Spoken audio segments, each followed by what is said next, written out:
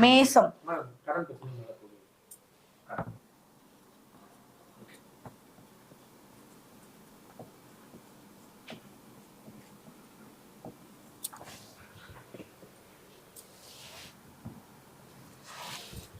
இப்போ மேச ராசி முதலும் நம்ம அதே ராசி தான் நம்ம எடுக்கிறோம்.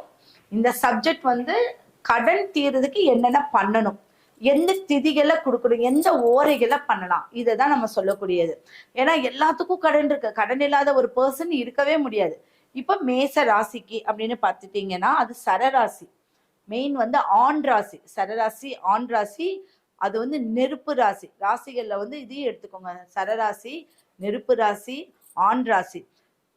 இதுல வந்து கடன் தீரணும் அப்படின்னா இவங்களுக்கு வந்து பிடிவாதம் இருக்கும், மறைத்து பேசக்கூடிய ஒரு தெரியாது. இதெல்லாமே இந்த கிரகத்துடைய இந்த ராசியோடைய தன்மை.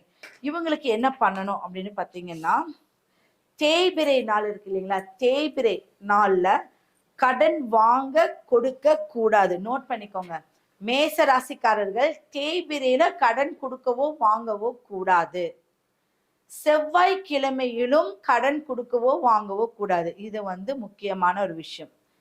வளர்பிறை நாள்ல வியாழன் சனிக்கிழமை கூடாது. புரியுதுங்களா? தேய்பிறை நாள்ல கடனே கொடுக்காதீங்க, கடனும் வாங்காதீங்க, அடைக்க முடியாது, அவ்வளவுதான்.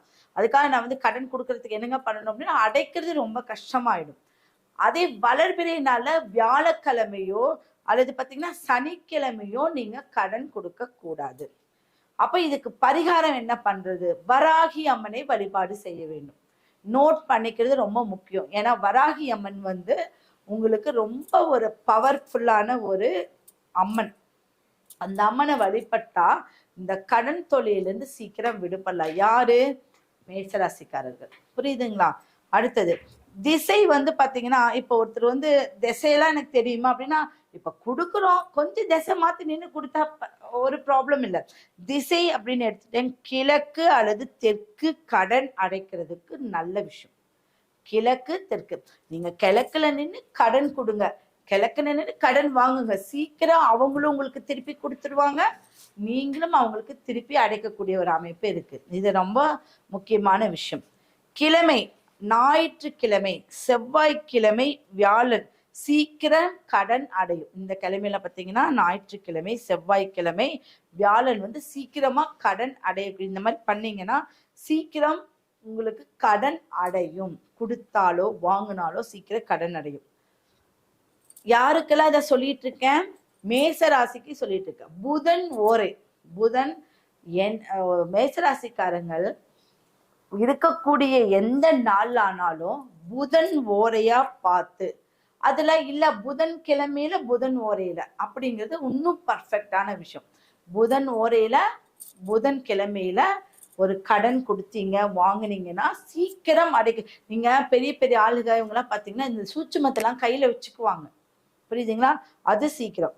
நீங்க என்ன பண்ணணும்னா, நீங்க உங்க லைஃப்ல முக்கியமா போகக்கூடிய கோயில் வந்து உத்தரகோஷ மங்கை மங்களநாத சுவாமி மரகத நடராஜரை பார்த்தே தீரணும். மேஷராசிக்காரர்கள் உத்தரகோஷ மங்கை மங்களநாத சுவாமி நடராஜர், அங்க இருக்கக்கூடிய பச்சை நடராஜர் மரகத பச்சை லைஃப்ல ஒரு முறை பார்க்கணும், இல்ல வருஷத்துல ஒரு முறை நீங்க பார்த்துட்டு வந்தா உங்களுடைய கடன் பிரச்சனையிலிருந்து சீக்கிரமா தீரக்கூடிய ஒரு அமைப்பு உண்டு. நோட் பண்ணிக்கோங்க. இதெல்லாம் வந்து ஒரு சூட்சமம். இந்த மாதிரியான சின்ன சின்ன சூட்சமத்தை கையாளும் போது வாழ்க்கையில எல்லாமே அனுபவிக்கிறோம். நம்ம கடன் இல்லாம இல்ல, நோய் இல்லாம இல்ல, அதுலயும் சில விஷயங்களை தீர்றதுக்கு மத்தவெல்லாம் எப்படி தீர்த்துக்கிறான் இதெல்லாம் நீங்க பாக்குறீங்க இல்லையா? அதுக்கு நம்மளுக்கு ஒரு சூட்சம வழிபாடு சொல்லி கொடுத்துருக்கோம். அடுத்தது ரிஷபம்.